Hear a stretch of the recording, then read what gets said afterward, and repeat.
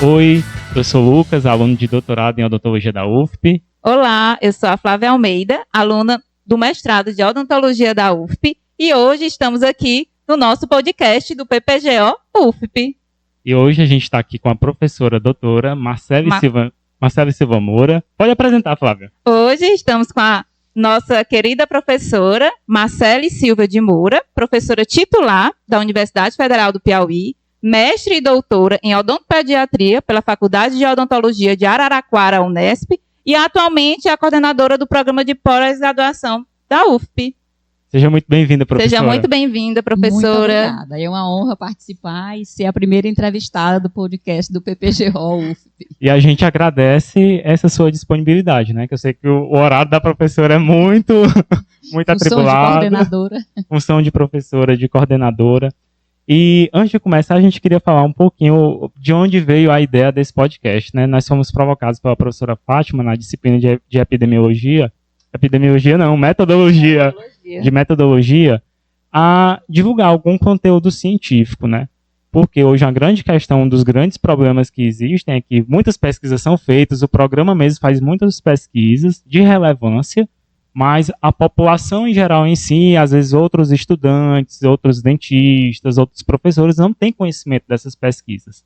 Então a ideia da gente foi criar um espaço, né, para que essa informação não fique retida apenas aqui, né, dentro dos muros da universidade, que chegue à população em geral, que é a que mais se beneficia com todas as pesquisas que são realizadas aqui no programa. E eu acho que não teria nome melhor para começar, né, ser o primeiro podcast, porque nós estamos diante da coordenadora do programa de pós-graduação em odontologia da UFP, e é uma professora da casa que já tem uma longa história aqui, muitos anos, e tem uma experiência docente, uma experiência em pesquisa muito grande. E já tem um nome bastante renomado aí no campo da odontologia do Piauí, então estamos iniciando com o pé direito o nosso podcast do PPGO UFP. Espero que vocês gostem. A gente não é profissional de podcast, nós somos estudantes, dentistas, na nossa rotina, mas a gente vai tentar aqui produzir um conteúdo da melhor qualidade possível dentro das nossas limitações, é claro. Sim. Né? Pois vamos lá. E aí, professora, tá animada com a... Estamos nervosos, todos nervosos. Eu também nunca participei de podcast, será o primeiro. Vai ser o primeiro. Vamos lá. Pois é, professora, mas assim, antes de ir para a parte científica, eu queria conhecer um pouquinho da sua história. Como foi assim a decisão de cursar odontologia? Como foi isso? Meu pai é dentista, né? Na verdade, meus 3 irmãos mais velhos, né? Eles não estudaram em Teresina. Minha irmã mais velha quis fazer arquitetura e na época não existiu o curso de arquitetura na UFP. Pode dizer o ano disso, professora? Mas eu não vou lembrar não quando é que ela foi, isso eu não lembro direitinho assim não. Mas aí, e meu irmão depois resolveu fazer medicina, eles foram para Recife. Uhum. E a minha irmã, a terceira, né, resolveu fazer ciência da computação, também não tinha. Então eles foram para Recife. E na época eu não me animei para estudar em Recife, queria ficar em Teresina. E decidi, optei, não vou dizer assim, eu não sou aquela pessoa que, eu sempre sonhei fazer odontologia. Né? Eu não tinha aquele sonho de criança de ser dentista. Mas eu acho que o fato do meu pai ser dentista, né, me influenciou a cursar. E assim, eu hoje não me vejo exercendo nenhuma outra profissão que não seja odontologia. Ele cursou odontologia onde, professor? No Ceará, Universidade Federal do Ceará. Aí ele trabalhava como dentista aqui mesmo? Como dentista aqui, ele foi dentista. Ele é aposentado da UFP, ele era dentista do Colégio Agrícola, daqui da universidade. E aí, como é que foi a entrada na universidade, assim, o vestibular? Foi o vestibular, né, aquele que saía no rádio, né, foi bem emocionante e tudo. E assim, eu fiquei muito decepcionada quando a gente entra na universidade. Foi a palavra que eu tenho é de decepção, porque quando você está numa escola, eu estudei a vida inteira no Colégio das Irmãs, né? Uhum. E é um colégio muito organizado, e aí você sai de uma estrutura de tudo que é muito organizado, é tudo ali, né? As salas de aula, tudo recreio, tudo bacana. Quando você chega aqui na universidade, é um impacto grande, porque Não é? Eu entendo muito bem o que a senhora está dizendo. Eu tive o mesmo impacto, né? Então, assim, cada disciplina num local, era no CCHL, no CCE, tudo distante, lá no centro. É muito... Ainda hoje eu acho assim, a gente se esforça para melhorar isso para o aluno, mas é um pouco desorganizado. Então, a gente, na reforma curricular que eu participei aqui dentro do curso, uma das disciplinas que a gente colocou foi a introdução à odontologia, que era para exatamente diminuir esse choque, porque é diferente você sair de uma escola de ensino médio e entrar na universidade. Eu acredito que isso aí seja uma realidade das escolas. De realidade, é um choque de realidade nas escolas públicas. Eu acho até que nas faculdades privadas, particulares, não seja tanto assim, mas nos campos, né? Nos campi que tem esses espaços, né, afastados, eu acho que todos os alunos têm esse impacto. Eu entendo muito bem o que a professora está falando. Eu também senti o mesmo impacto. A gente tem aquele horário todo organizado de segunda a sexta-feira, sabe o que vai fazer em cada horáriozinho, já fica no mesmo local, faz tudo lá, depois vai para casa e resolve. E aqui na UFP não. Muitas vezes a gente vê uma aula 8 horas, 10 horas encerra, aí você fica, o que é que eu vou fazer agora? Aí uns ficam na biblioteca, outros vão para casa. Aí, às vezes, tem uma aula só 4 horas da tarde. Sim. E isso aí, às vezes, atrapalha muito a vida do estudante. E é uma coisa que não é o ano todo, é só para um período. Então, no outro período já é outro horário, então já muda a rotina. Então, é um choque para quem vem naquele horário certinho do ensino médio, que de segunda a sábado você tem os horários certinhos quando você entra na universidade. É um choque. Para quem está entrando, é um choque. E aí, a senhora na universidade, como é que foi assim, a graduação? Como era a estrutura da época? Assim, a estrutura do curso, né, quando eu entrei, 1986. Então, era uma estrutura precária. Eu não vou dizer que era uma excelente, né? Eu vejo que quando eu voltei como professora, que a gente conseguiu, né, via editais, né, que foi a época que teve a reforma do nosso bloco de odontologia, a nossa estrutura melhorou. Mas a estrutura que quando aluna, ela não era uma estrutura, né, não vou dizer que era uma estrutura de excelência. Quantos anos era? 5 anos já? Quando eu entrei, eram 5 anos, porque nós tínhamos um ciclo básico. Existiam as disciplinas de português, matemática, biologia, disciplinas do ensino médio, e quando a gente entrava, quem era egresso, né, de uma escola privada, entrava e não via o menor sentido naquelas disciplinas, porque era um conteúdo repetido do que a gente já via no ensino médio. E tanto que, depois que eu me formei, foi retirado esse primeiro semestre do ciclo básico e o curso passou a ser 4 anos e meio. Foi porque foi retirado esse ciclo de disciplinas do ensino básico. E, assim, a gente não entendia. Esse ciclo básico, né, pelo menos para mim, serviu de uma coisa importante na minha vida. Porque o meu marido atual, Alexandre, ele perdeu a disciplina de matemática no ciclo básico. E ele não fez no primeiro ano dele. E ele só conseguiu fazer no segundo ano, que foi quando eu fui fazer a matemática. E a gente se conheceu na matemática. Olha aí. Eu, com a minha amiga do Colégio das Irmãs, que é a professora Noélia, da anatomia. Ela estudou comigo a vida inteira e a gente entrou junto na odonto. Então, não foi um choque tão grande para mim na odontologia, na graduação, porque eu tinha uma amiga de infância, que era minha dupla, estudava comigo. Então, foi muito bom o curso por conta disso. E aí nós cursamos, eu, a Noélia e o Alexandre, a disciplina de matemática. E o professor, a gente não entendia como é que a gente estava fazendo aquilo ali tudo de novo, a equação do primeiro grau. Só que as pessoas que faziam a disciplina, não era só de odonto, não, era para todos os alunos. Então tinham alunos de todos os cursos. E os alunos que faziam matemática com a gente, eles não sabiam de nada. E o que acontecia? O professor botava a tarefa no quadro. E a gente respondia rapidinho e começava a conversar. Quando deu 1 mês de aula, o professor, o que é que ele fez? 2 meses, eu acho. Ele dispensou a gente. Ele disse, não precisa mais vocês ir, porque vocês estão tumultuando a disciplina. Vocês estão atrapalhando, vão embora. Mas aí nós começamos a namorar, Alexandre. Pronto, aí conheceu. Então o ciclo básico serviu para isso. E o professor Alexandre, ele entrou 1 ano antes de mim. 1 ano antes. Aí a gente se encontrou na matemática. Matemática, olha aí. Aí a gente se formou, né? E aí tinha essa pretensão de fazer pós-graduação fora. Mas aí estava aguardando. Na época ele queria fazer ortodontia. E na época eles exigiam lá, em alguns cursos eles exigiam que a pessoa tivesse pelo menos 2 anos de formado para fazer a prova. Não poderia fazer direto. Aonde foi que ele foi fazer? Ele queria no Rio de Janeiro, mas aí teve esse problema, tinha que esperar 2 anos. Aí ele tentou depois em Araraquara, Piracicaba e Araraquara. Aí foi para Araraquara. E aí nós fomos para Araraquara. Mas antes disso, antes de sair, foi oferecido, os professores, a professora Jesus, o professor Wagner, ofereceram um aperfeiçoamento em ortodontia. Aqui na universidade. A gente fez esse aperfeiçoamento em ortodontia, antes de ir para pós-graduação. E como foi a decisão da senhora de entrar na área da saúde coletiva? Não, na verdade, assim, o que aconteceu? Eu quis, assim, no curso de odontologia, eu me apaixonei pela odontopediatria. Então, assim, eu fui orientanda da Lúcia de Pibic, de iniciação científica. Foi?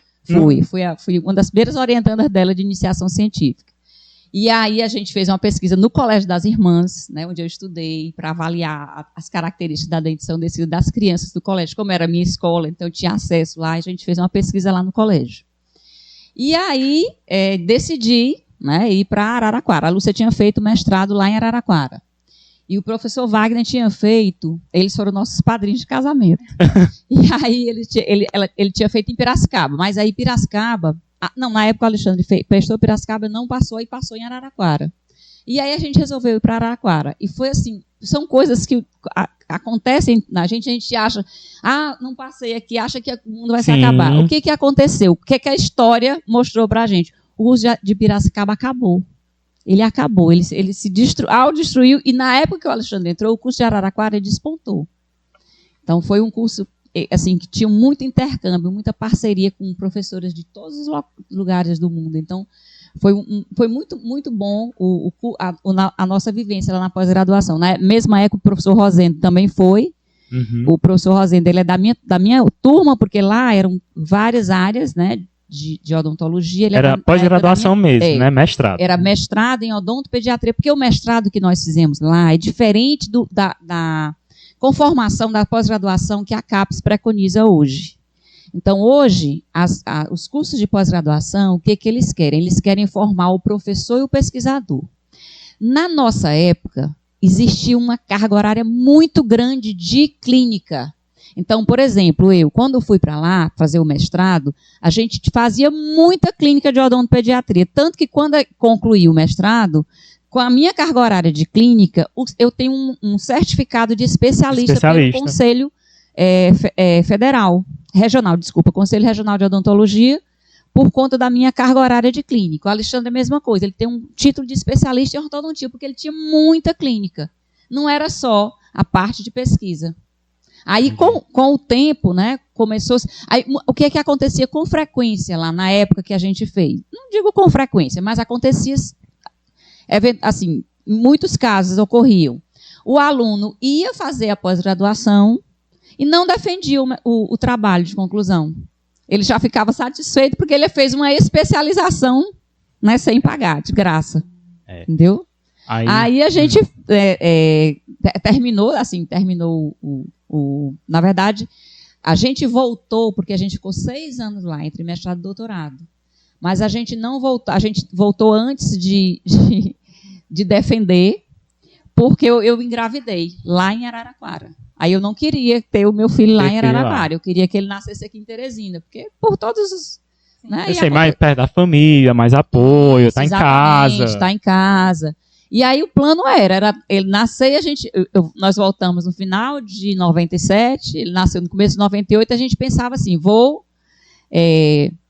terminar, a gente voltou em 98 para terminar uma parte experimental e apresentar uma qualificação, e depois, 99, era para voltar para defender. Para defender. Mas aí aconteceu um problema, minha mãe faleceu. Né, foi um período difícil da vida da gente. Aí fui até puxada a orelha pelo meu orientador de doutorado. Quem era seu orientador de doutorado? Professor Jaime Cury. Professor Jaime Cury. Aí ele puxou minha orelha, né? Eu digo, professor, eu fui assim, professor, olha, eu não preciso que ninguém digo que eu tenho que fazer, eu sei que eu tenho que terminar, mas é porque realmente, nesse momento da minha vida, está muito complicado, porque eu tinha tido um filho, minha mãe tinha falecido, mas não se preocupe que eu não vou deixar de defender esse trabalho. Certo. Mas essa decisão de sair, porque hoje a gente tem um programa aqui no Piauí, né? Sim. Que facilita bastante. Eu fui da primeira turma de mestrado, se não tivesse, eu teria que ter saído. Sim. Obrigatoriamente. E hoje estou no doutorado justamente pelo novo motivo, né? Porque hoje eu tenho um emprego, trabalho em Teresina, já fica mais difícil de eu sair, porque eu já tenho um compromisso com o trabalho, né? Sim, sim. Pedir licença, tudo isso até pode ser feito, né? Que eu trabalho em serviço público. Mas tem essa dificuldade. E antigamente não tinha de jeito nenhum. E assim, eu quero saber de onde partiu essa vontade quando nós de sair. Quando nós saímos para fazer pós-graduação em Araraquara, só para vocês terem uma ideia, não existia nem especialização aqui em Teresina. Nem especialização. Não existia nada de pós-graduação, nada. Todos os professores tinham que sair, todo mundo que fez pós-graduação, que foram nossos professores, todos tiveram que sair para fazer pós-graduação fora. Aí, quando a gente, próximo da época que a gente estava saindo, foi que começou a se organizar a ABO, Associação Brasileira de Odontologia, para colocar as primeiras especializações.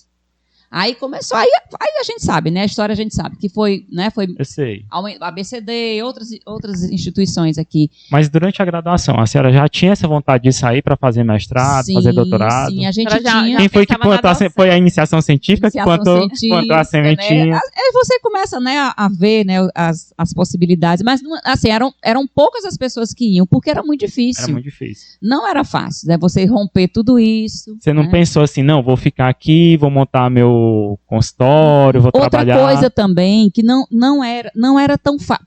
Emprego público não existia. Não existia. Na época da gente, não existia concurso público. Não existia. Os poucos cargos públicos que existiam eram sempre com o que a gente chamava de QI, né? Tinha que ter um peixe. Quem indica? Não era, quem conseguia, porque tinha alguém que colocava você lá. Não existia concurso. Não existia, era cargo. Então, a revolução que aconteceu com a implantação da Política Nacional de Saúde Bucal, em 2004, com a ampliação do acesso, né?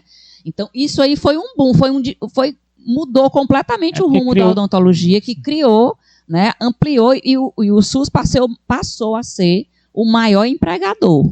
Hoje não mais. Mas em 2004, nesse período de 2004 a 2010, o SUS, certamente foi o maior empregador. Se eu não me engano, eram mais de 20 mil equipes de saúde da família que foram implantadas, né? Na época, assim, foi uma coisa absurda, né? Porque não existia emprego público para odontologia. Aqui no Piauí não tinha. Mas eu pergunto assim, porque a senhora tinha um pai, a doutora tinha um pai dentista, né? Sim, e tinha consultório. Mas meu pai não tinha consultório. Ele só trabalhava, ele tinha vários empregos públicos. Ele trabalhava na Associação dos Cegos, ele trabalhava em Altos, ele trabalhava aqui na universidade. Então, ele tinha vários, no Hospital Getúlio Vargas, então ele tinha vários empregos públicos. Já durante a graduação, a senhora já imaginou-se no mercado de trabalho. Eu estou fazendo inferência aqui. Sim. E por isso pensou, não, então quero me tornar professora, quem sabe professora, aquele sonho, né? Que eu acho aquele sonho de ser professor. Muitos alunos do mestrado e do doutorado têm, né? E a senhora, quando a senhora fez mestrado, doutorado, quando a senhora finalizou, a senhora sempre almejou voltar e se tornar professora da casa? Sim, claro. Mas o problema era que as oportunidades também eram pequenas aqui. Né? Aí por isso você me perguntou como é que eu entrei na saúde coletiva. Então foram as oportunidades. Então, na época, quando eu cheguei, né, com mestrado, eu defendi o doutorado no ano 2000. E aí, um pouco antes, né, foi em 99, surgiu a oportunidade de professor substituto de dentística. Foi até a professora Maricel, mãe do professor Alessandro. Mãe do professor Alessandro. Ele me avisou, olha, Marcelo, vai ter um concurso para professor substituto de dentística. Aí eu prestei o concurso, né, passei, e aí fiquei, né, 2 anos. 2 anos como professora substituta da casa. Mas renovado por mais outro ano. Então, nesse momento que eu era professora substituta de dentística, foi quando eu defendi o doutorado. Né? Aí, na época, terminou o concurso, né? Aí eu engravidei de novo dos meus gêmeos. Foi. Aí na época eu tinha tava com eles pequenininhos ali ainda, tava poucos meses, acho que 6 meses, sei lá. E surgiu o concurso para a saúde coletiva, odontologia preventiva e social, que era a vaga do professor Diniz, Geraldo Gomes Diniz, que ele ia se aposentar, e surgiu a vaga dele. Eram 2 concursos, era para saúde coletiva, só quero falar saúde coletiva, mas era preventiva e social, e a prótese dentária. E na época estava eu e o Alexandre, que a gente já tinha defendido, né? Os 2 com doutorado. O concurso era acho que não exigiu doutorado, não. Mas aí na época eu lembro que vários professores chegaram para Alexandre, você tem que fazer o concurso para prótese. Ele dizia, gente, pelo amor de Deus, eu fiz foi ortodontia e vai dar aula de prótese. Eu só fiz prótese quando eu era aluno da graduação. Como é que eu vou chegar para uma turma de alunos, eu vou encarar uma turma e dar aula de prótese? Eu não consigo fazer isso. Fazer com propriedade. Não, que até ele falava na aula na época que eu era aluno de graduação dele. Se você não tem competência, encaminhe. Então, eu acho que isso já vem dele, então, Exatamente. Aí, na época que eu fiz o concurso, eu vejo os concursos agora, você vê, tem 20 pessoas inscritas, vários, né? Todo concurso tem muito inscrito. Na minha época, eu era candidata única. Aí todo mundo diz, mas candidata única, sim, mas no concurso de prótese, a pessoa que fez prótese, concurso comigo, foi reprovada. Não, era só uma vaga. Só tinha um candidato. Única. E a pessoa foi reprovada. Não alcançou os requisitos mínimos necessários para poder entrar. Então, assim, apesar de eu ser candidata única, mas assim, houve casos nesse mesmo concurso de pessoas que fizeram e não passaram, mesmo sendo candidato único. Aí qual foi o ano que a professora entrou? Eu entrei em 2002. 2002. Foi 2002. Aí eu entrei na odontologia preventiva por conta disso, porque foi a vaga que surgiu. Da época que a senhora saiu da Universidade Federal, né, e foi fazer pós-graduação fora e voltou, teve alguma mudança na estrutura do curso, assim, significativa, reforma, alguma coisa? Sim, porque o curso que eu fiz, né, que foi o currículo antigo, foi mais ou menos, ele foi vigente até a sua turma. Sim. A sua turma é a primeira turma do novo currículo, da reforma curricular. A minha turma é a turma de 2007. Exatamente. 2007. A reforma foi em 2007. E a primeira turma do currículo novo, acho que ela se formou em 2011, né? 2011. Salvo engano, eu acho que a turma da Cacilda foi a última turma do currículo antigo. Inclusive, vocês fizeram juntos, né? Várias disciplinas. Várias disciplinas a gente pagava em comum, que tinha algumas cadeiras em comum. Mas exatamente. Até na época era uma questão assim que tinha uma certa chateação, né, deles, porque eles estavam no currículo antigo, nós novo, e às vezes eles estavam pagando uma disciplina no 6º período e a gente já estava vendo junto com eles e a gente no 3º, no 4º. Porque na época os alunos eles iam para a clínica só no 6º período. E aí nós passamos, no currículo novo passou a ser no 4º período. Então foi antecipada essa. E a grande reforma foram os estágios, né? Os estágios que houve, que é uma discussão muito grande que existe ainda dentro da odontologia, que é ou deixam as disciplinas separadas, ou junta-se tudo e todas as especialidades nos estágios. Então é uma discussão que, se a gente for passar, a gente vai passar 1 hora só falando disso, porque é muito complicado. E eu tive a experiência durante a graduação, assim, sendo professora de estágio do estágio 4, eu coordenei o estágio 4 por não sei se foi na sua época, que eu fiquei, acho que 2 anos coordenando o estágio 4. Então, assim, eu tenho uma vivência disso aí e eu tenho certas restrições com relação a isso. Porque o que acontece dentro do estágio? Resumindo, o aluno, ele já chega, ele escolhe, né? Eu gosto, lá no estágio, eu gosto de endodontia. E na época eu fazia as planilhas de produtividade dos alunos. Sim, eu lembro. E aí eu pegava e via assim, aí tinha aluno que gostava de endodontia, ele só fazia canal. O aluno que gostava de prótese, ele só fazia prótese. Só que o curso não é para formar um endodontista nem um protesista, o curso é para formar um generalista. Então ele tem que fazer todas as especialidades. E no estágio, você acaba perdendo um pouco do controle disso.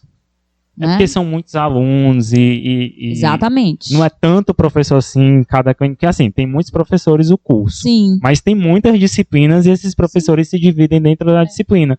Então nem sempre vai ter professor para suficiente. estar ali Isso. ao lado, auxiliando, ajudando, vendo como é que está acontecendo. Porque, igual a senhora falou, quando chega no estágio 4, principalmente, já está se formando, né? A pessoa, vou fazer o que eu quero agora. Sim. Se eu gosto de endo, vou fazer só endo. Se eu gosto de cirurgia, passo toda a cirurgia para mim. Exatamente. Aí fica escolhendo o E que às vezes fazer. até os alunos trocam entre si os Isso. pacientes. E a gente, a gente sabe, a gente sabe, o aluno fica querendo enrolar. Então, se o professor não ficar muito atento, É. aí Eu confesso que eu não gostava de prótese de jeito nenhum. Quando eu via o Não. paciente que ia pegar prótese, que tinha que fazer prótese, eu ficava, meu Deus, mãe vem.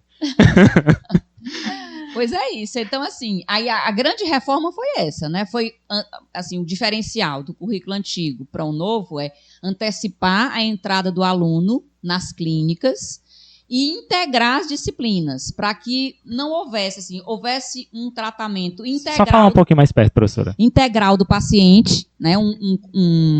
Um atendimento integral, que ele não saísse andando, nessa disciplina eu vou fazer prótese, nessa aqui eu vou fazer endo. Então, em um local, uma única clínica, ele fosse atendido na sua integralidade com relação à saúde bucal. Então, essa acho que foi E também a ida para o extramuro, né? Porque a gente era muito limitado. Então, com a reforma, a gente colocou também mais o aluno dentro do serviço, né? A chamada integração ensino, serviço, comunidade, que a gente materializou, né, melhor isso aí. E a entrada também do trabalho de conclusão de curso, que não tinha. Né, que é uma exigência do MEC. Então foram, acho que em suma, assim, em linhas gerais, a grande reforma foi essa. Foi essa. Graduação. A de 2007, eu entrei em 2007, ainda não estava reformada. Ela começou a reforma. Eu passei 2 anos cursando aqui, a gente andando em meio à areia, telhado sendo trocado. Mas em 2009 eu lembro que ela já tinha sido concluída e só cadeira nova, tudo novo.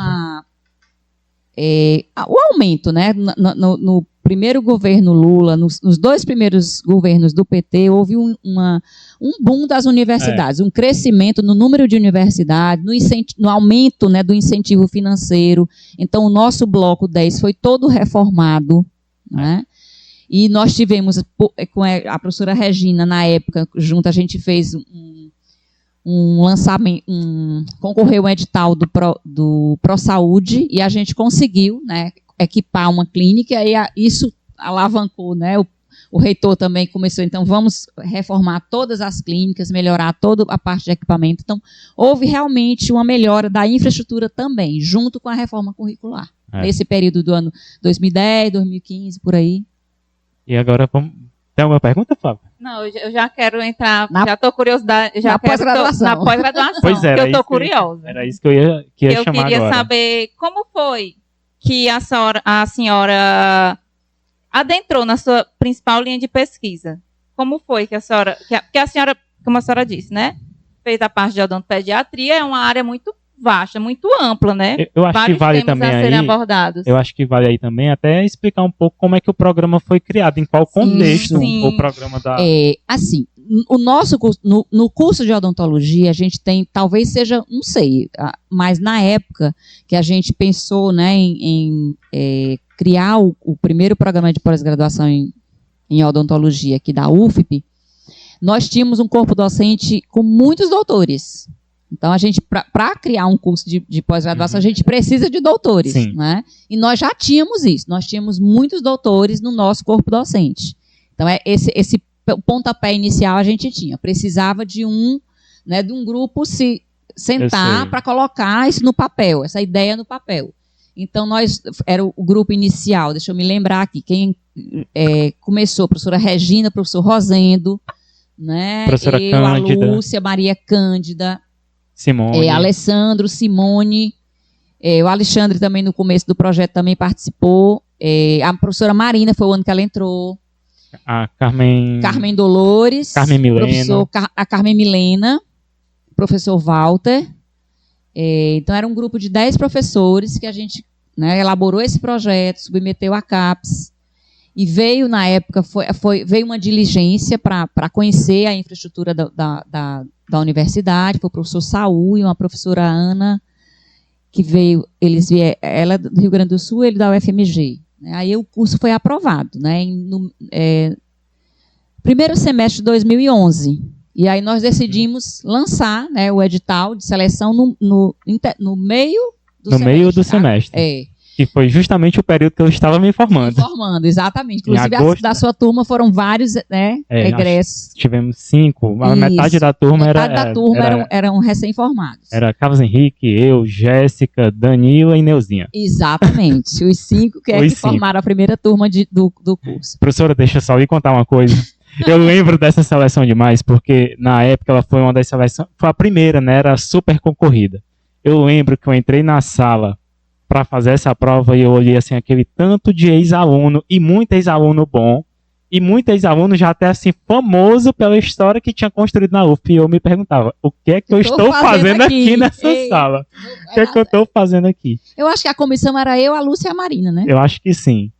E aí e nós da turma que estava se formando, a gente vai fazer para cumprir tabela, para dizer que não que não fez. Mas graças a Deus deu certo. Deu certo para alguns de nós, deu certo. Nem todos passaram, né? Alguns outros já formados há algum tempo tiveram melhor desempenho na prova, né? Eu não sei se a seleção já mudou ou não, alguma coisa? Não, a seleção é muito parecida ainda com a que a gente fazia, né? Tem uma prova escrita. Isso. Acho que na época de vocês faziam a proficiência. Lembra que vocês faziam a prova de inglês? A gente que elaborava a prova. Era os professores que faziam. Éramos nós que elaborávamos, salvo engano. Acho que as primeiras turmas o corpo, a gente fazia eu não sei se era junto com a pessoal do inglês aqui. Não, sei que vários de nós reprovaram nessa prova de inglês aí, só que ela não era eliminatória. Não, eu, inclusive, fui um deles. Eu tive que fazer, refazer porque depois. Agora tem os testes de proficiência que a própria universidade aqui faz. Mas na época a gente fazia junto com a professora, a prova era... Era prova, currículo... E a prova de inglês, que ela não era eliminatória, nem ela. Projeto no tempo? Eu não tô lembrando. Não lembro se que tinha projeto. Entrevista. Acho que não tinha. Não tinha entrevista. Não, agora tem entrevista. E nem tinha projeto. Teve uma época que a gente fez projeto também. Variou um pouquinho, mas em suma tem sempre a prova escrita. Mas o Lucas falando aqui do tempo dele, mas agora não mudou muita coisa. A gente entra, eu fiz agora a última. Eu acho que foi um dos mais concorridos. Eu entrei na sala, foi no auditório. Eu acho que era de enfermagem. Farmácia. Eu falei, meu Deus, que tanta gente é essa? Primeiro, já dá um frio na barriga quando sai a lista dos deferidos. Eu falei, meu Deus, tanto de gente. Ele não vai, a gente já fica gente pensando. Escrita. E a gente conhece por nomes. Eita, tem muita gente boa aqui. Muita. E quando a gente entrou lá e viu tanta gente, que às vezes tem muita gente inscrita, mas alguns não vão fazer a prova. Sim. Pouquíssimos não vieram fazer a prova. Então, a concorrência, eu falava... Aí eu comentava com as meninas que estavam fazendo a seleção comigo, meu Deus, vai ser assim, a briga vai ser muito grande. Porque assim, apesar de nós já estamos há 11, né, 13 anos vamos fazer esse ano, no meio do ano, 13 anos de programa, e ainda permanece, o PPG é o único programa de pós-graduação em odontologia do estado do Piauí. Né? E com o início do doutorado, né, esse ano, como você falou, eu tenho a impressão, assim, não sei decorado, mas eu acho que foi um dos anos com a maior concorrência, né, com o maior número de inscritos. Eu não sei se foi o fato, né, de ter iniciado o doutorado, então, assim, a consolidação do programa. Mas vamos voltar aqui para 2011. Vamos voltar para 2011. Então, aí o programa... Aí foi aprovado, né, e nós tivemos, assim, a honra de ter a professora Altair Cury na aula inaugural. Na aula inaugural, na época, a Lúcia Marcelo, vamos convidar o professor Jaime Cury. Aí o professor venha convidando, inclusive ele fez parte do projeto, né? Como na elaboração do projeto, ele entrou como um professor colaborador, né, do projeto. E aí ele mesmo sugeriu, disse, não, melhor do que eu, é a Altair, porque ela é lá da CAPES, já foi coordenadora de área, etc, etc. E realmente, assim, por ela ter estado presente na aula inaugural do nosso curso, ela, como a Lúcia gosta de dizer, assim, ela como se tornou assim, a madrinha do programa. Então, ela ajudou muito a gente, ajudou demais, né? Orientando nas nossas dificuldades, né? Como conduzir. Ela veio várias vezes, eles vieram na época, o professor Jaime, a gente teve... É porque é muita história, né? Já são 13 anos, é muita coisa. Mas a gente teve um projeto que chamado, na época, PROCAD, né, que é quando uma instituição que tem um curso consolidado, que na época que a gente fez o PROCAD com a Unicamp era o único curso nota 7 da CAPES. Agora já tem outros cursos. Mas na época a gente fez, então era a Unicamp, a Universidade Estadual de Maringá e a UFP. Era uma instituição consolidada que vai auxiliar outros programas para o crescimento desse programa. E foi muito importante esse intercâmbio. Acho que, se eu não me engano, o PROCAD nosso foi em 2015, 16, por aí, 14, 15. Aí alguns alunos tiveram a oportunidade de ir para lá. Vários alunos, durante esse intercâmbio, fizeram disciplinas lá em Piracicaba. Né? A Lúcia, acho que na época, a Lúcia e a Marina também foram ministrar aula lá em Maringá. Então, houve um intercâmbio grande, né, entre as instituições, e até hoje a gente tem uma parceria forte com Piracicaba, inclusive, agora mesmo a gente está fazendo uma pesquisa com a Cíntia, né, que a gente sempre faz a parte de monitoramento de fluoretação da água, e é lá com o laboratório da Unicamp, e ela está sempre, né, em colaboração com a gente. Vamos pegar esse gancho aqui e já falar da linha de pesquisa da professora, Vamos aproveitar. Né? Pronto. Então, assim, todo mundo me conhece, os meninos brincam, né? A gente estava jogando semana passada com a turma, aí o Isaías brincando, ele dizendo assim, tá pensando que a professora só sabe falar de flúor? Isso é muito mais do que isso. Então, todo mundo me conhece, né, pela história do flúor e da fluorose, a brincadeira. Sim. Então, começou quando? Realmente começou na época que eu, lá em Araraquara, no doutorado, o professor Jaime Cury, na época, ele não tinha... eu gosto de brincar, minha pós-graduação é tão antiga que é antes do professor Jaime Cury ter o programa dele de cariologia. Ele era professor de Araraquara. Ele dava aula na pós-graduação em Araraquara. E aí a gente conheceu ele lá. E na época, foi quando eu conversando com ele, eu disse, eu vou levar, né, amostras de água de Teresina para saber como é que está a fluoretação de Teresina. Então foi assim que começou, porque me despertou. Vamos lá assim, saber, a ideia, vamos ver como é que está. E aí, quando a gente levou, né, vindo de férias, que eu levei para lá, que ele fez a avaliação, não tinha flúor na água. E aí foi bem na época que retornou, porque teve uma interrupção entre 87 e 97, e foi na época que retornou a fluoretação de Teresina. Aí ele disse assim, Marcelo, é bom a gente fazer um monitoramento durante 1 ano. E foi quando eu entrei como substituta. Foi a minha primeira iniciação científica. Eu nem podia orientar porque eu era substituta. Mas na época o professor Walter era o chefe do departamento. Não, Marcelo, a gente pede... Aí eu coloco, fica eu e você, oficialmente está no meu nome, mas você fica como colaboradora. E foi até uma aluna, até uma menina da turma da Marina, a Josiane, inclusive ela não mora mais no Brasil. Mas ela que fez a coleta. Foi a minha primeira iniciação científica, foi ela. E aí nós começamos essa coisa com o professor. Na época, o Alexandre fazia doutorado, né, em ortodontia e eu em odontopediatria. E ele queria fazer... Foi uma época que lançaram vários materiais para colagem de brackets, que liberavam flúor, e ele queria testar esses materiais, tanto para colagem, fazer teste de resistência e tudo, e queria fazer uma parte de controle de cárie. E aí falou com o orientador dele, eu queria fazer isso. Ele disse, não, isso aí eu não sei, só se você quiser ir atrás. Aí nós fomos atrás lá em Piracicaba, com a cara dura, professor, aí ideia. Você pediu, será que você poderia me orientar? Co-orientar, na verdade era só co-orientar, porque o orientador dele era o professor de ortodontia. Aí nessa conversa, ele e o professor Jaime, aí ele disse assim, não, aceito, fato. Na memória ele disse, não, vamos fazer. Aí disse, mas aí na época, né, eu não tenho muita intimidade com a ortodontia, com o pessoal de ortodontia daqui de Piracicaba. Mas eu tinha vontade de fazer, era uma pesquisa clínica. Eu disse, professor, bora, eu faço, na hora. Aí eu disse, não, eu faço, porque na época minha orientadora do mestrado tinha ido para fazer pós-doutorado nos Estados Unidos. Eu estava sem orientador.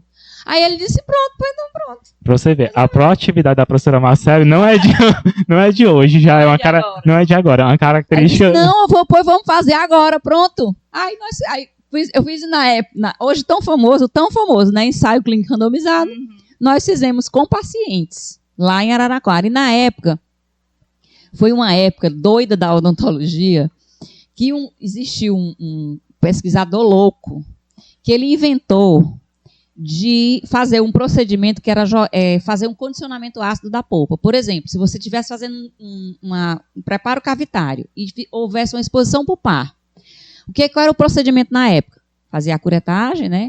Dependendo de como aquela exposição ocorreu, né? A gente sabe que o protocolo era bem... Então, se você tivesse, num momento favorável ali, remoção adequada de tecido cariado, já estivesse finalizando, expôs a polpa, você faz o quê? Uma pequena curetagem, né? Pó de hidróxido de cálcio, cimento de hidróxido de cálcio, restaurava. O procedimento era esse.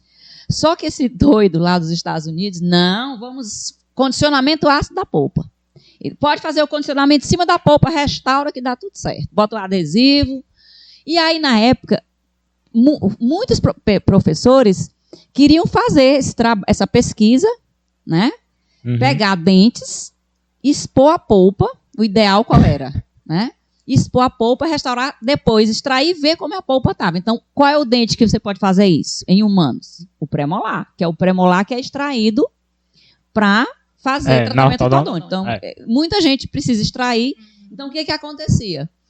Aí eu queria os premolares, porque eu fui testar os materiais ortodônticos e eu precisava dos premolares, porque eu queria também desenvolver cárie para poder tirar o premolar e avaliar no laboratório, lá com o professor Jaime. Então, era uma guerra de premolar. Menina, olha, a gente ficava atrás dos pacientes, era uma briga. Conseguia um, conseguia outro. Aí eu brinco, né? Parece mentira, é uma piada que eu conto, mas é a piada verdadeira. Foi na época que eu engravidei do Pedro. Eu desejava tanto um pré-molar, mas eu sonhava com um pré-molar. Pois o Pedro nasceu com um supranumerário lateral, que ele tem o formato de um pré-molar. Vou mostrar a foto. O lateral dele, descido, supranumerário, tinha uma cúspide palatina. Parecia um pré-molarzinho. Eu desejei tanto o pré-molar que o pré-molar nasceu na boca do menino. Mas era uma guerra. Eu sei que conseguimos fazer a pesquisa, então foi por conta disso. Então, essa amizade com o professor Jaime começou desde a disciplina lá do doutorado, que ele ministrava. E aí, essa ida lá em Piracicaba, eu me ofereci, ele aceitou, e aí passou a ser meu orientador e deu tudo certo. Aí começou a desenvolver aqui, trabalho aqui? Aí começamos, né? No mestrado, eu já tinha desenvolvido trabalho com flúor, né? Com a professora Tuca, né, Lourdes, que também era da área ela também pesquisava fluoretos. Depois ela foi para a parte de efeito de desenvolvimento, mas ela pesquisava flúor. E aí depois com o professor Jaime. Aí quando eu vim para cá, né, no mestrado, como eu já tinha, né, trabalhos nessa área aí, de cárie, de flúor, né, essa linha de pesquisa, que é o meu grupo dentro do CNPq, que é cariologia e fluoretos, né, nós desenvolvemos nessa linha de pesquisa, né? Estudos com flúor. A senhora tem ideia de quantas pessoas já orientou? Quantos alunos? São muitos, né? Vários. Na época que eu fiz o concurso de titular, né, eu tinha tudo escritinho, mas aí depois eu não atualizei, assim, decorado. Mas eu tenho bem, assim, tudo bem documentado. Né? Eu tenho muita mania de escrever tudo. Né? Eu nunca me acostumei com agenda online. Eu tenho sempre uma agenda de papel. Então, eu anoto tudo. Então, eu tenho todas as datas. Se você me perguntar tudo o que aconteceu no PPGO, eu lhe digo. Porque está tudo escrito. Eu tenho todas as atas do PPGO, mesmo não sendo da coordenação, mas eu tenho todas as pautas de reunião, todas as atas de todas as reuniões. Toda a história. Eu tenho tudo no meu computador. Do PPGO. Eu tenho lá. Tá. Aí, pronto. Se quiser escrever um livro sobre a história do PPGO, é com a professora Marcele. Tá tudo escrito, eu sei tudo o que aconteceu. Tá tudo anotado. Se você disser quais foram os dias que houveram as reuniões dos PPGO, eu sei. Todas as datas, tudo que foi discutido, tá tudo lá. Eu tenho tudo anotado. Né? E o que mais? Com relação ao programa, né? Com relação ao programa. Então, o programa... Vamos começar da seleção. Como é que hoje? Eu sou aluno de graduação, estou me formando, e eu tenho o desejo de fazer mestrado na Universidade Federal do Piauí. Qual é o caminho? Olha, o caminho... eu acredito que, assim, se você tem esse desejo, eu acho que talvez o primeiro caminho seja ir atrás de um edital. Né? Porque é uma coisa que as pessoas não costumam ler. editais. Então, eu acho que a gente precisa começar Sim.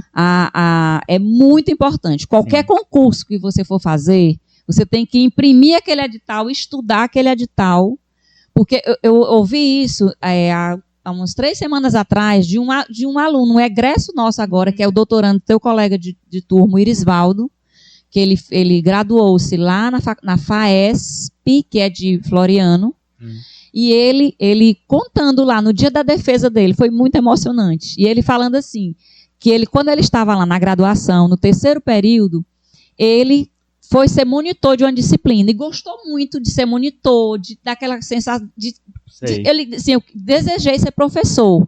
E aí disseram, olha, para você ser professor, você tem que fazer pós-graduação. Então, o que você tem que fazer? Não, você tem que fazer mestrado. Ele disse assim, como eu moro aqui em Floriano, interior de Floriano, então o mais perto para mim é Teresina. Então, como é que eu tenho que fazer? Aí ele pegou e ele disse isso. Ele disse assim, eu fui atrás do edital, no 3º período, e eu comecei a estudar aquele edital. O que é que eu preciso fazer para passar nesse mestrado? E ele passou em primeiro Planejamento lugar. de longo prazo. Exatamente. Então, eu acho que o primeiro passo seria pegar o edital e ver o que é exigido para aquela seleção.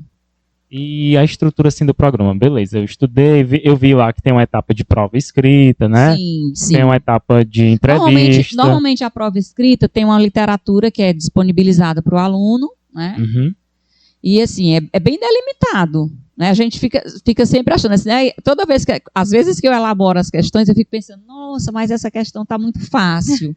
Porque está aqui o texto que foi colocado, está aqui a questão. E a gente fica se achando assim, meu Deus, que questão. É um jogo de regras claras, eu acho. Muito claro, porque está lá escrito. Está lá escrito. Ninguém vai perguntar nada do que não tem na bibliografia que foi disponibilizada. Muita gente de fora, agora quando eu passei na última seleção, alguns colegas que são de faculdades, perguntaram para mim, como é que faz, como é que estuda, eles cobram o quê? Eu falava, eles não cobram nada do que eles não colocaram no edital. Na minha época, tinha a prova. Está ali. Vou dar uma dica do que eu fiz. Eu comprei um caderno. Sim. Eu peguei na época, acho que eram 5 artigos, ou eram 10, eu não lembro se eram muitos artigos. E eu lia, todo dia eu lia um artigo e fazia todo dia um resumo. Um resumo, exatamente. Escrevia. E eu passei acho que uns 20 dias desse jeito. Eu fiz assim, eu sou movida a resumo, né? Eu só trabalho com resumos. Eu assisto a aula, chego em casa, para eu fixar, eu tenho que fazer o resumo. Eu li o artigo, fazia o resumo. Depois que eu fiz o resumo de todos, eu elaborei minhas questões. Eu falei, eu acho. Aí eu tinha perguntado isso. Eu conversava. Eu sou com a cabeça do professor. Sou muito amigo da Letícia, né? Que é a orientanda da professora. Eu chamava a Letícia na Google Meet. Letícia, como é que a gente pode trabalhar essa questão? Aí eu elaborava uma questão. Tu acha que ela pode pedir assim? Eles podem. Eu acho que não, eu elaborei bem umas 10 questões de cada artigo. Então, quando chegou aqui, na prova eu lembro que uma noite antes, eu debatendo com as meninas que hoje são minhas colegas, né? Que a Tainara Neuane, a gente debatendo as questões, eu falei, essa questão vai cair. Eu elaborei a questão, chegou na prova, estava lá, porque não foge do edital. Sim. Não foge do que pede um artigo, que às vezes as pessoas pensam, vai pedir, sem assim, uma coisa assim, mirabolante. Não vai. Às vezes a pessoa esquece o artigo que foi dado e vai estudar outra coisa que não tem nada a ver. Justamente. Então tem que se limitar à bibliografia disponibilizada. Uma maneira de se preparar, por exemplo, seria, eu quero ver como é que é, então deixa eu pegar bem aqui os artigos que foram, né, objeto da seleção passada, só para eu ter uma noção do que está sendo pedido. Quando eu fui fazer a prova do doutorado, eu agi dessa maneira. Eu peguei os artigos das seleções passadas e fui estudar para ver, pode cair artigo disso. Exatamente. Então, eu já vim para a prova e eu achei essa prova atual, uma sagacidade, porque Cari e Fu, quem é o dentista que não estudou Cari e Fu? Então, foi uma sagacidade assim impressionante. Não pegou, acho que pegou todos de surpresa pela obviedade do tema. É porque cárie e flúor, né, são talvez o flúor seja um dos objetos de maior número de estudos, né, na odontologia, publicados na odontologia. Então, por exemplo, o uso de dentifrício fluoretado é o tema que existe maior número de ensaios clínicos randomizados. Tanto que eu falo até para os alunos na aula. Então, por exemplo, hoje em dia, se você quiser, porque tem muito estudo comparando populações que usaram creme dental fluoretado e creme dental não fluoretado. Então, isso já está é um conhecimento que está tão consolidado na literatura que você não pode mais submeter uma pesquisa. Provavelmente as revistas não vão... Não, o comitê de ética não aceita. Por exemplo, eu quero deixar uma população 1 ano sem escovar os dentes. Não pode, o comitê de ética não vai permitir. Porque vai expor essa população à cárie. Porque a gente já sabe que os riscos, né, da pesquisa. Exatamente, você já sabe que já é um conhecimento consolidado. Então, um meio de prevenção, de controle da cárie dentária é o uso do dentifrício fluoretado. Então, você não pode fazer hoje uma pesquisa com um grupo, vamos supor, controle que não use dentifrício fluoretado. Né? Beleza. Mas voltando aqui para a questão da seleção, né? Porque eu acredito que tenha muitos alunos de graduação assistindo, né? Que tenham curiosos, assim. E depois fez a prova, passou. Processo de seleção do orientador. Já é importante que ele já venha, assim, direcionado para alguma linha ou não?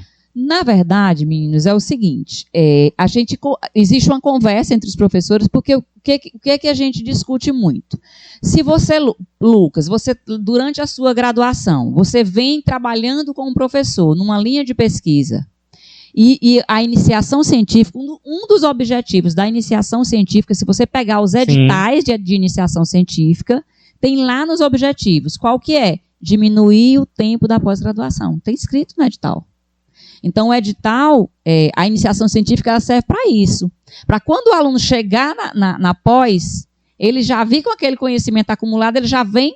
Então, vamos ele supor já vem que pronto, pouco assim. Exatamente. Ele não vem cru, né? Exato. Então, se o aluno já, por exemplo, muitos alunos aqui da Odonto já fazem isso. Às vezes fazem 2 iniciações científicas. Eu estou agora com a minha orientadora de doutorado, a Najara, ela fez 2 iniciações científicas comigo na graduação.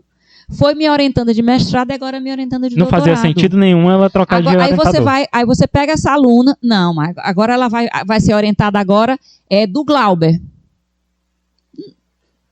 Não vai fazer sentido. Então, a gente tenta organizar essa divisão entre os orientandos e orientadores de forma que a gente consiga, né, equacionar o desejo do aluno com também a linha do orientador, porque também não faz sentido. Como vocês disseram, sua linha de pesquisa, o Flu, como é que eu vou pesquisar? Agora eu vou pesquisar sobre pacientes especiais. Mas já foge da linha. Foge completamente. Então, o orientador, ele tem que manter, ele tem que ficar dentro da sua linha, porque é aquela linha de expertise dele. Ele vai lhe orientar melhor quando ele conhece, né, o que é pesquisado naquela área. Porque se eu não conheço, eu posso ter uma ideia que não faz sentido.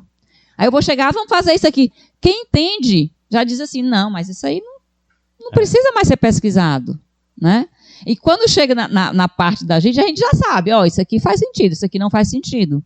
Porque você conhece mais aquele tema, você conhece os pesquisadores daquela área, o que é que eles desenvolvem. Eu lembro muito bem que quando eu fiz a minha iniciação científica, né, que eu fiz com o professor Rosendo, eu já vinha ajudando alunos dele que eram orientados no mestrado, né, que ele orientava no mestrado em Ciências e Saúde. Sim. Né? Que era a doutora Patrícia Mel, e depois entrou o Vinícius Aguiar Lages, sim, né, que hoje é perito do IML. Aí eu também continuei junto com ele na mesma linha. Então também não fazia sentido nenhum. Eu já estava ali com 2 pesquisas que já conhecia, já tinha uma vivência, que a nossa área era hospitalar na época. Já tinha uma vivência, não fazia sentido nenhum eu procurar a professora Lúcia, agora eu vou fazer pesquisa em odontopediatria. Não fazia sentido nenhum. Exatamente. Então, continuar. E quais são as linhas de pesquisa do programa? Aproveitando já esse gancho aqui também. Isso, né? Nós temos 2 linhas de pesquisa, que é epidemiologia, etiologia e controle das doenças bucais, que a gente chama a nossa linha de pesquisa 1, que é mais a parte realmente de epidemiologia, dos estudos epidemiológicos, tanto estudos observacionais, né, já tivemos alguns estudos, né, de coorte, e ensaios clínicos randomizados, e a parte mais de biociências e materiais odontológicos, que é a linha 2, né, que é a parte mais de desenvolvimento de novos materiais. Então, nós atualmente, dentro do curso, nós estamos com 16 professores, e divididos, né, igualmente nas duas linhas. Então, nós temos 8 professores na linha 1 e 8 professores na linha 2. Mas nem todas as seleções têm... Todos os professores pegam alunos, né? Isso, exatamente. Assim, agora, no mestrado, a gente está ofertamos no ano passado 12 vagas para o mestrado, 10 vagas para o doutorado. A gente até, em uma reunião neste ano, a gente até já está planejando para que nas próximas seleções, como a gente tem essa equidade entre as duas linhas, que a gente oferte, né, 5, por exemplo, no doutorado, 5 vagas para a linha 1, 5 vagas para a linha 2. E do mesmo jeito no mestrado, 6 vagas para a linha 1, 6 vagas para a linha 2.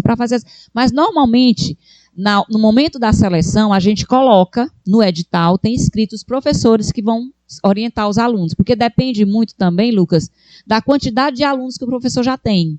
Porque nós temos professores dentro do curso, do programa, que fazem parte de outros programas. Então, por exemplo, o professor André, ele é professor da farmácia e ele coordena o programa de ciências farmacêuticas. Então, ele tem também outros orientandos lá. Então, por exemplo, no doutorado, ele não tem orientando nessa turma, porque ele já tem muitos. Então, depende da quantidade de orientandos que o professor tem. O professor Daniel, que é lá da UFDPA, ele também tem outros alunos. Então, a gente coloca no edital, né, quais que vão pegar alunos. Atualmente, quantos alunos a professora tem? Nós temos. Em orientação. Eu estou com 3. 3. Um de doutorado e 2 de mestrado. Fora a iniciação científica, que ainda deve... A iniciação científica tem mais 2. Ou seja, é um malabarismo. É, um malabarismo para poder... Para poder dar atenção para todo mundo. Exatamente. Né? Orientar, de fato, todo mundo. Exatamente. E sair produto, né? Pesquisa com relevância. Exatamente. Não é fácil. Não é fácil. Ainda ser mãe, ser esposa, professora da graduação, da pós. Isso aí Por que eu estou falando isso? Porque às vezes o aluno fica muito em cima do professor, só que ele tem que lembrar também que o professor também tem vida, gente, tá? Tem vida também. O professor também tem vida. E são muitos alunos para dar conta. São muitos alunos. Então, assim, a dica que eu sempre dou, que eu sempre tentei me balizar por isso, não perca tempo. Quando você já tiver uma coisa para fazer que seu orientador passar, faça logo. Essa ideia aqui desse podcast mesmo, a tarefa foi dada quando? Vai fazer uma semana. Uma semana, ou seja, entre a concepção da ideia e já convidar a professora, foi 2 dias, só em convidar a professora, porque primeiro eu fui atrás do equipamento, tudo. Então, assim, porque se a gente deixa passar, a gente não faz. E quando vai fazer cobrado, é pior. Sim. Fica muito pressão e faz mal feito. Exatamente. Faz mal feito. Então, assim, eu estou falando isso por uma conscientização dos alunos, né? Entender que os professores têm que ter um tempo também para poder se organizar, planejar e ver tudo isso aí também. Sim. Exatamente. Professora, aproveitando o gancho que a senhora estava falando da sua linha de pesquisa, e a gente já está se encaminhando mais para o finalzinho do nosso podcast, não é? Isso. Eu queria que a senhora falasse um pouco, porque ainda tem muitas pessoas, por mais que já se tenha muita informação em relação ao flu, ainda existe muitas pessoas com a mentalidade que eu devo usar, não devo dar, vai ser prejudicial ou não. Então, eu queria que a senhora conversasse um pouco, falasse um pouco sobre isso, para justamente poder chegar à população e acabar sanando possíveis dúvidas que ainda tenho em relação a essa temática, né? Ainda existem muitos mitos, né? A gente ainda encontra pessoas que, eu não dou creme dental para o meu filho com flu porque faz mal, os dentes dele ficam... Então, existem ainda muitas teorias, muitos mitos que as pessoas ainda hoje têm, apesar de muita informação, muito estudo, muita pesquisa. Mas eu queria que a senhora falasse um pouco sobre isso. Isso. Assim, como eu falei, é um conhecimento já consolidado para a gente que é dentista, mas assim, mesmo na odontologia, a gente tem dentistas, né, que não estão na contramão da história. Né? Porque a gente não é uma coisa que porque a gente recomenda porque é dentista. Não é isso. Não é unânime ainda. Né? Ainda existem dentistas que são... Semana passada foi até comemorado, né, a Semana Mundial da Água. Né? E teve um programa, né, falando sobre isso. Né? A história do flúor, né, ela é engraçada porque um professor lá da Paraíba, o professor Fábio, ele fala uma frase que eu acho muito engraçada. Ele diz assim, o flúor, ele talvez ele gere tanto problema porque ele entrou na história da odontologia pela porta dos fundos e não pela porta da frente. Porque a gente descobriu as propriedades, né, benéficas do flúor com relação à saúde bucal por meio da fluorose, que é o efeito colateral. Então, foi por conta dos estudos da fluorose, de locais em que existia flúor em altas concentrações na água, que as manchas apareciam, que se descobriu que quando está muito, é ruim. É ruim. Mas quando está numa determinada concentração, é bom. Mas ele disse assim, nós entramos pelo lado errado. E muitas pessoas só vê esse lado ruim. Só vê o lado ruim. E uma coisa que precisa que fique claro, que é o seguinte, não fomos nós que inventamos de colocar o flúor na água, porque ele já existe dentro da água. Toda a água tem flúor. Pode ter muito pouco, pode ter muito, né? Muito é prejudicial. E tanto que a gente não fala mais fluoretação artificial de água. O que se faz é um ajuste na concentração, para ela ficar na concentração que controle a cárie dentária. Pronto, vou pegar já um gancho aqui para a nossa realidade. Teresina. A água de Teresina está em níveis adequados de flúor? Infelizmente não. A gente, inclusive agora, né, até essa colaboração com Piracicaba, a gente submeteu uma pesquisa agora, porque na época eu orientei uma pesquisa, junto com o professor Fábio Solon, uma pesquisa qualitativa sobre o conhecimento dos gestores de saúde do Piauí sobre a fluoretação, porque acho que meus alunos todos sabem, né, que só Teresina é que tem uma história de fluoretação, assim, mais recente. Floriano e Parnaíba tiveram mais recentemente, assim, nesses últimos anos, só Teresina. Então, dos nossos 224 municípios, só Teresina tem história de fluoretação. E, como todos sabem, né, a Gespisa não é mais a gestora do nosso sistema público de abastecimento. Em 2017 foi privatizado, né, foi privatizado o nosso sistema para a empresa Água de Teresina. E em 2017 eu estava orientando o Ítalo, que é lá de Parnaíba. Ele estava fazendo esse trabalho com gestores. Nós fomos visitar a estação de tratamento, conhecer a Águas, né, como é que estava, porque nós... Na verdade, foi assim, ia ter uma jornada acadêmica. Eu disse, Ítalo, vamos fazer um trabalhinho rápido aqui para apresentar. Porque, assim, como vocês falaram, a minha linha de pesquisa é toda dentro de flúor e fluoretação. Então, eu fiz vários trabalhos com fluoretação na tua turma depois. Não, foi na turma seguinte, que foi a Carol, a segunda turma do mestrado. Carol, sim. Carol hoje é professora, né? A Carol, que é professora da Federal do Paraná agora. E ela, na época dela, a minha dúvida da pesquisa era assim, porque eu achava que meus meninos bebiam água demais. Aí eu dizia, minha gente, será que esses meninos não estão bebendo flúor demais, né? Em excesso por conta... Porque aqui a gente bebe muito. O calor. E aí a gente eu orientei umas duas primeiras dissertações, foi exatamente para avaliar se a quantidade de flúor que é colocada na água de Teresina não era por conta dessa ingestão excessiva, se não tinha excesso. Então, a Carol pesquisou em creche pública e a Priscila em creche privada. Sim. E a gente viu uma diferença grande, porque na creche pública, qual foi o problema? A gente fez tudo direitinho, ela fez um trabalho muito complicado, dificílimo, que ela pegava a dieta das crianças e avaliava a concentração. Ficou em Piracicaba, né, para fazer as análises. E a gente viu que não tinha problema. O problema era que na creche pública as crianças não tinham, que a gente chama, né, aquela, não podia beber na hora que elas quisessem. Elas tinham que pedir para a professora. E a professora, peraí, não beba agora não, menino. Quero o menino. Aí e ela não podia dizer, ela não podia dar água para o menino, porque ela ia interferir na pesquisa.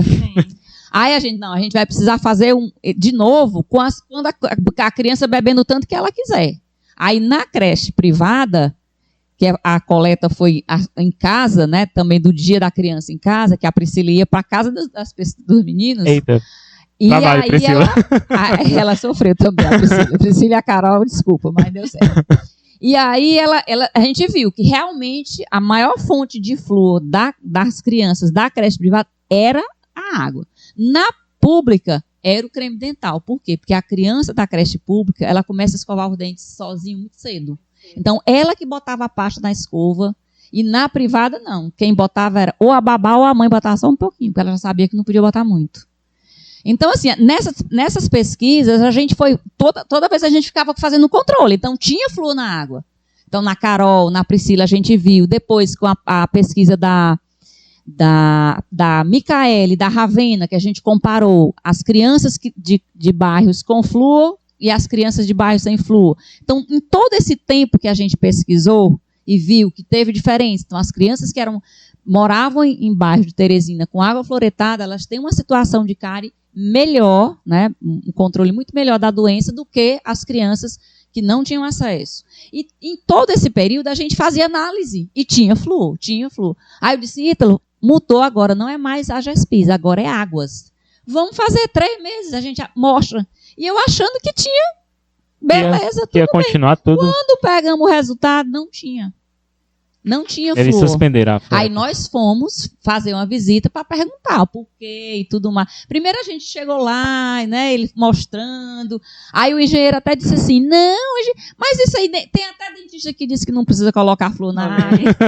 Aí eu disse, olha, mas não é bem assim, existe uma lei. Existe uma lei no Brasil que obriga toda cidade que tiver estação de tratamento tem que fluoretar. Aí nós começamos, né? Aí nós fizemos 1 ano de pesquisa, coleta, e vimos que não estava tendo fluoretação.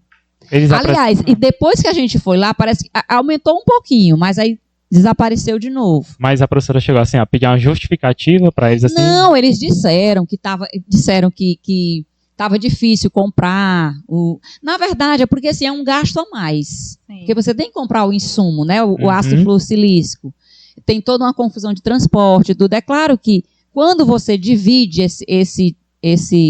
essa quantidade, esse montante de dinheiro para a empresa, pode ser muito.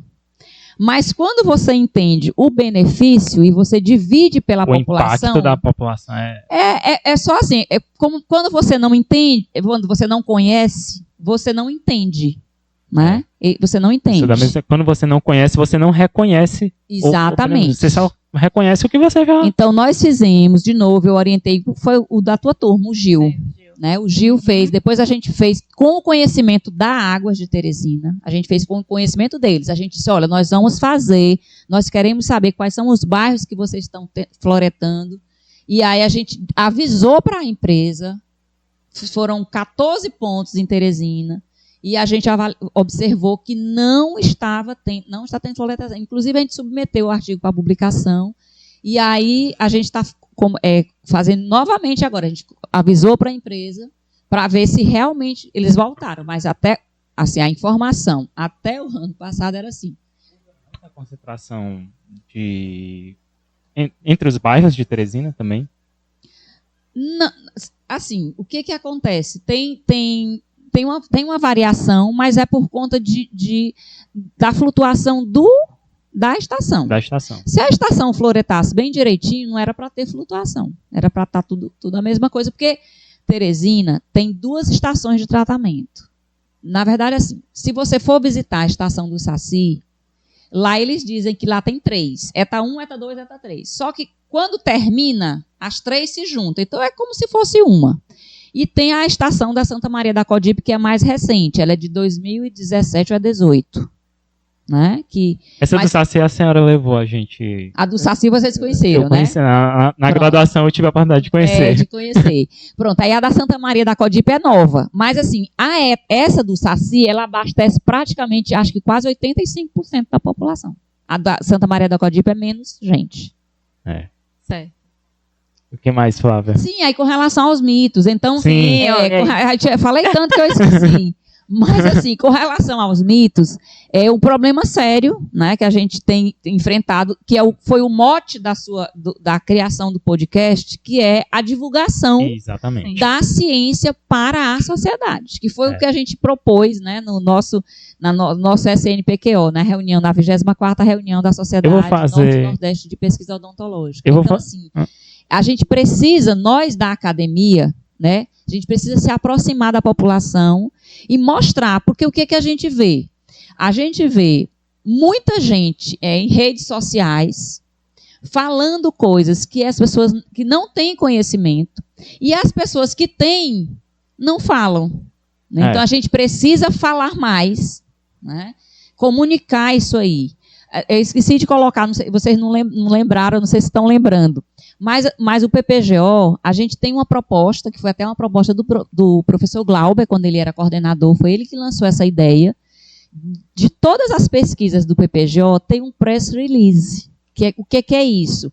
É fazer uma nota, né, um pequeno artigo, para ser divulgado na mídia, seja em mídia social, seja em jornal, numa linguagem acessível, daquela pesquisa que foi realizada. Então, por exemplo, ontem teve a defesa do Jonathan, que é orientando da professora Ana Cristina. Então, eu acho que eles desenvolveram um biomaterial. E aí ele tem um artigo publicado no jornal O Dia. Né? Eu sei que hoje em dia a Lúcia até brinca assim, quem é que lê jornal hoje em dia?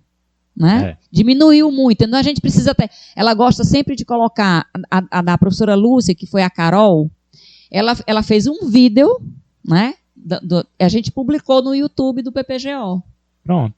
Né? Já então, começa a divulgar. É um canal de divulgação também. E o nosso interesse nesse podcast é justamente isso, é trazer professores como a senhora, trazer outros professores do programa, professores de outras instituições, se quiserem vir também vão ser convidados. Para poder divulgar, Para tirar, sair desse, que às vezes a gente tem o costume de se fechar naquilo ali. A minha pesquisa, eu fico aqui, eu apresento para os alunos, para quem está na graduação, mas é a população. Sim. Como é que chega a ela? Então, acho que é uma forma de uma coisa que sempre a professora Lúcia gosta de falar, né? A população é quem financia o programa. Exatamente. Então, é a principal interessada, né, no que a gente... E nós, no PPGO, nós temos uma tradição de pesquisas voltadas em benefício das populações mais carentes. Então, nós temos aqui, por exemplo, a linha de pesquisa da professora Lúcia, terapia pulpar. Então, é uma linha de pesquisa totalmente voltada para o Sistema Único de Saúde. Eu falei exatamente isso na nossa última aula, né? Sim. Eu falei que a gente tem que ter a preocupação de que a gente está gerando pesquisa e muita gente sim vai e desce porque publica artigo, porque ganha menção honrosa em congresso, mas o benefício mesmo do seu trabalho é o produto final que você cria. Sim. É o benefício para a população, é um material que você desenvolve, porque isso é que de fato vai resolver o problema da pessoa. A pessoa lá na ponta, ela não quer saber da sua pesquisa, de ler seu artigo dos resultados, ela quer saber o que é que resolve meu problema aqui. Exatamente. Então, a gente tem que ter essa preocupação de divulgar esses resultados para trazer. Tem que ter esse pensamento, porque às vezes o que acontece? Fica só focado. Publicar, mas e aí? Aquele trabalho não foi feito voltado para a população? Né? Qual o impacto desse Como trabalho? É que vai chegar na população? Então, acho que tudo tem que ser já trabalhado, e está sendo bem trabalhado, começando agora. A gente está aqui hoje, né, como meio de divulgação científica, então já é um pontapé inicial para a gente estar levando informação sobre a odontologia para a população que é beneficiada com os estudos que são realizados aqui, né? Pois é. Então, assim, não sei, quer fazer mais alguma pergunta? Não. Eu acho que se eu fosse continuar aqui, eu ia puxar mais 2 horas de bate-papo, mas a gente já está aqui com 1h10 já bem mais de 1h10. E vamos respeitar aqui também o tempo da professora Marcele, mas isso também não exclui a possibilidade dela retornar e a gente... Nós temos muitos professores aqui. Nosso podcast está aberto. Isso, exatamente. Eu vou incentivar os professores a participarem. Então, nós temos professores, assim, renomados, né, referência, e que farão, assim, um trabalho brilhante. Eu sou muito orgulhosa do PPGO. E temos também, nós temos, assim, no nosso corpo docente, nós temos 3 egressos do PPGO. Né? Nós temos a professora Cacilda, da 1ª turma, a professora Thaís, da 4ª turma, e o professor Arivelto, que eu não vou lembrar qual é a turma dele, mas ele entrou recente, foi o último que entrou do programa. E, assim, muito envaidece a gente, né? Assim, quando a gente pega alunos que superam os mestres, né? É uma satisfação muito grande. Não, e até a gente, como aluno, a gente fica feliz quando a gente vê um colega entrando. Exatamente. A gente vê a Cacilda entrando, a gente vê o Arivelto. Nossa, quando eu soube que o Arivelto entrou, eu fiquei super feliz. Eu fiquei assim, nossa, foi uma pessoa que merecia, sim, que estudou muito, se dedicou. E agora está voltando para a instituição. E eu quero aproveitar esse gancho aqui também para fazer um agradecimento à professora, mas é extensivo a todos os professores que já passaram pelo programa e que estão no programa, né? porque eu sempre digo que a odontologia da UFP, ela é a mãe da odontologia do Piauí. Quando isso aqui começou, se você for pegar lá na história lá com o professor Oscar Cavalcante, você vê os desafios que ele enfrentou fazendo festinha para juntar dinheiro para poder financiar os alunos. E ver onde é que a gente está chegando. Depois disso, a gente teve outros professores, né, formados por eles, que saíram, fizeram cursos de especialização, mestrado, doutorado, voltaram para casa. Hoje estão formando novos alunos. E eu faço um agradecimento especial para a sua geração de professores. Por quê? Porque foi essa geração de professores que conseguiu reestruturar muito a estrutura física que a gente tem hoje no curso de odontologia da universidade. Foi essa geração que trouxe os cursos de pós, né, especialização, trouxe primeiro o mestrado e agora está trazendo o doutorado. E a gente tem que reconhecer isso porque é muito trabalho. As coisas não aparecem aqui, não apareceu esse computador, não está aqui em cima dessa mesa porque apareceu num passo de mágica. Alguém fabricou, eu comprei e hoje eu estou trazendo aqui. E se o curso hoje existe da forma que ele existe, é porque muitos professores trabalharam bastante antes para poder isso aqui estar acontecendo. Então, eu faço esse meu agradecimento aí, porque a partir de agora a gente vai ter uma formação completa aqui na Universidade Federal. O aluno vai poder fazer a graduação, o mestrado e sair doutor. E futuramente, quem sabe, doutor e professor da casa, né? E eu vou ter a oportunidade de ser um dos primeiros a ter essa formação completa, porque eu fui da primeira turma de mestrado e agora estou sendo da primeira turma de doutorado. E eu fiquei muito feliz de ter essa oportunidade de fazer o curso aqui. Não desmerecendo sair, né? Mas, assim, a gente sabe que nem todo mundo tem essa facilidade de ir. Sim, são muitas barreiras, né? São muitas barreiras. É muito difícil. E agora, os estudantes, né, de outros cursos de odontologia no Piauí vão ter essa oportunidade de ficar em casa. Sim. E por isso que eu falei que ela é a mãe, porque esses alunos que hoje, na realidade, muitas dessas faculdades que existem no Piauí foram iniciadas por professores que foram egressos da UFP, sim, né? Sim. E estão dando uma continuidade, estão crescendo, estão desenvolvendo, e hoje estão formando novos alunos que hoje já vão ter a oportunidade de estarem aqui junto com a gente, né? Já participam dos programas de extensão da Universidade Federal, vão ter a oportunidade de ingressar no mestrado, alguns já ingressaram, né, de outras faculdades, sim, e agora também no doutorado.